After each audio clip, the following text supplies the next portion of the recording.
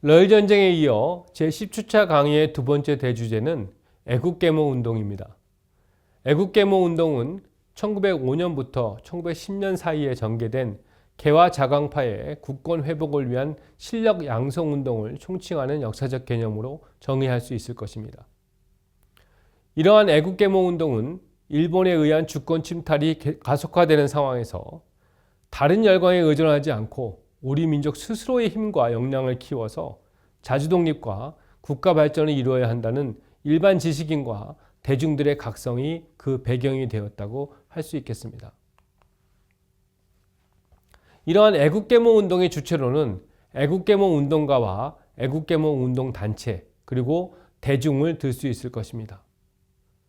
구체적으로 애국계몽 운동가는 당시의 개화파 그리고 독립협회 또 만민공동회파의 인사들과 종래의 동도서기파, 위정척사파 중에서 동도서기파는 온건파, 개화파 중에 특히 그 온건적인 사람들이죠. 근데 위정척사파는 좀 보수적이지만 그렇다고 위정척사파가 보수적이긴 하지만 이 자체가 완전히 수구파라고 보기는 어렵다고 지난번에 설명한 적이 있었습니다. 즉, 좀 대외 개방이나 그 다음에 여러 가지의 일본과의 관계 속에서 문화 개방을 하지 않고 천주교나 서양 문물들을 받아들이지 않겠다라는 그런 사람들이었는데요. 나름대로의 철학적 배경과 그 다음에 소신을 가지고 활동했던 분들이라고 할 수 있겠습니다.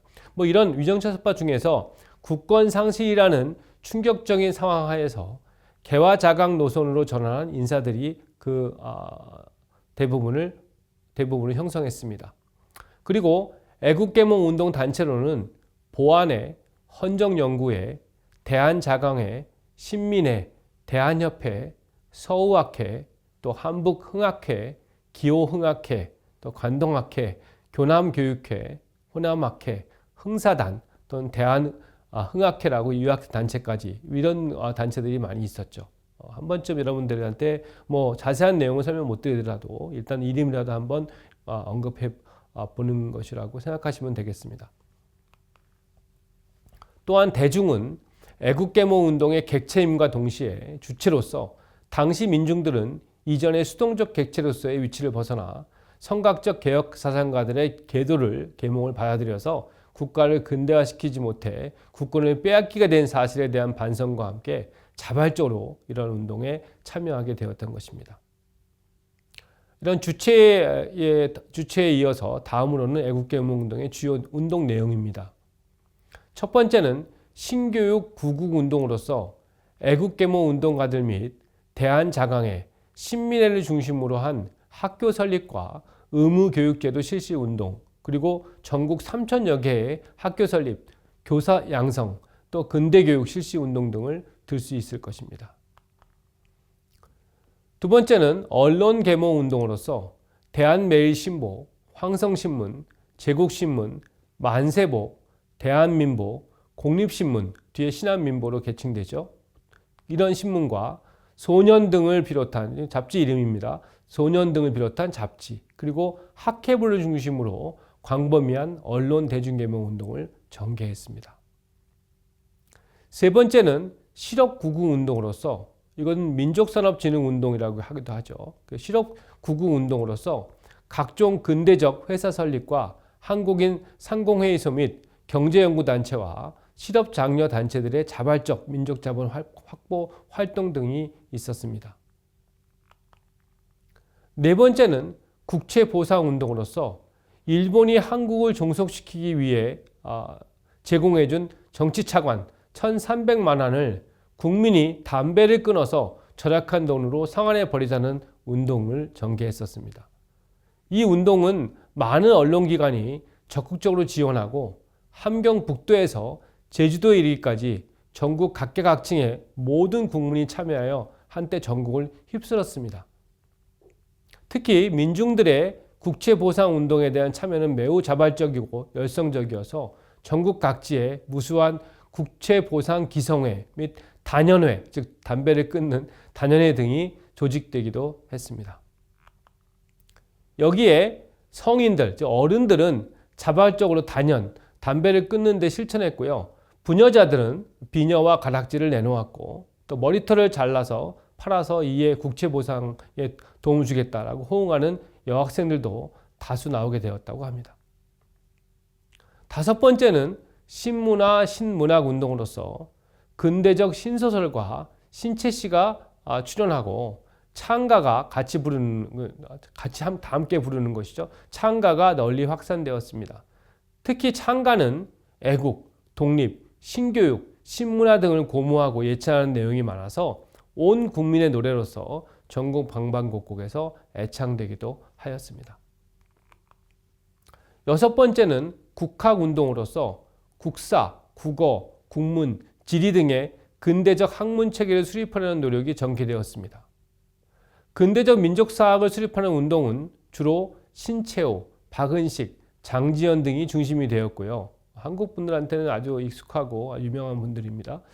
그리고 국어, 국문의 근대적 연구와 보급 운동은 주로 주시경 선생, 최강호, 유길준, 지석영 등이 중심이 되었습니다.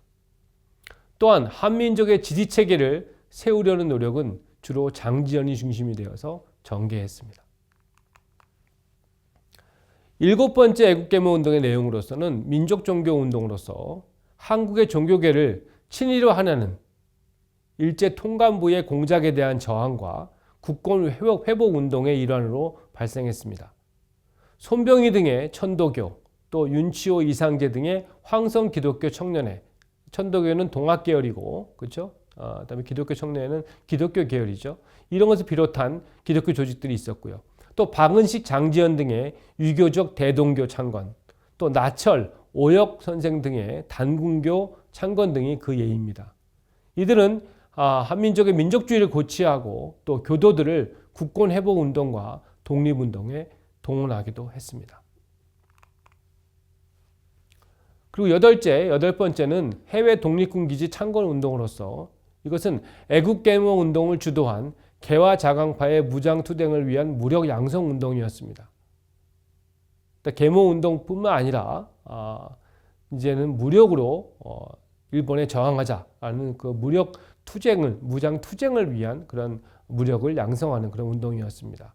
특히 신민회가 주체가 되어 추진한 운동인데요. 신민회는 다음과 같은 6개의 단계를 통해서 이런 운동을 전개했습니다. 첫 번째 단계는 독립군 기지의 건설, 두 번째 단계는 최적의 독립군 기지 선정 및 이주, 세 번째 단계는 신한민천, 한민족이 살아가는 새로운 모인 장소죠. 한민천을 건설하고, 네 번째 단계에서는 민단 조직과 사관생도를 양성하고, 다섯 번째 단계에서는 현대적 독립군을 편성하고, 그 다음에 여섯 번째는 그 기반으로 해서 독립전쟁을 수행한다라는 이런 6개 단계, 6단계의 독립투쟁 전략을 계획하고 실행하려고 노력했으며, 일본의 지속적인 탄압에도 불구하고 무관학교, 즉 장교를 키우고 그다음에 군사들을 키우는 무관학교 3곳을 설립하는 성과를 보였습니다.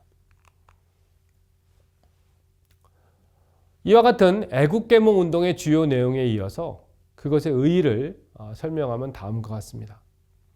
첫째, 한말 애국계몽 운동은 일본의 제국주의적 침략이 본격적으로 진행되는 절대적 위기 상황에서 이전 개혁운동이 가진 대중동원과 조직화의 한계를 극복하고 국가사회 전체적으로 다양한 방법을 동원하여 민족적 자긍심과 독립 그리고 국가 발전을 이룩하려고 했던 자발적 변혁운동이었다는 의의를 지니고 있다고 할 수 있겠습니다.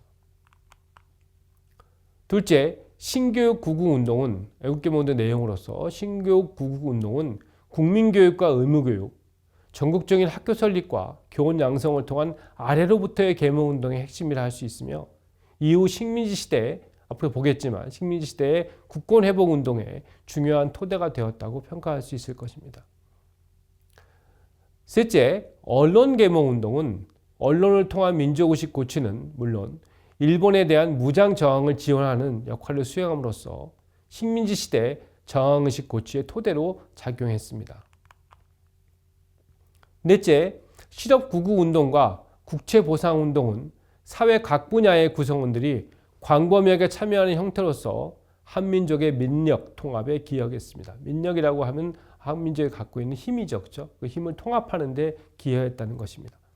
다섯째, 신문학운동, 국학운동, 민족종교운동은 민족적 자긍심 고취와 한민족의 역사의식 고취 및 민족적 단결에 기여하여 식민지 시대 한민족의 저항의식을 지속시키는 역할을 했다고 평가할 수 있을 것입니다.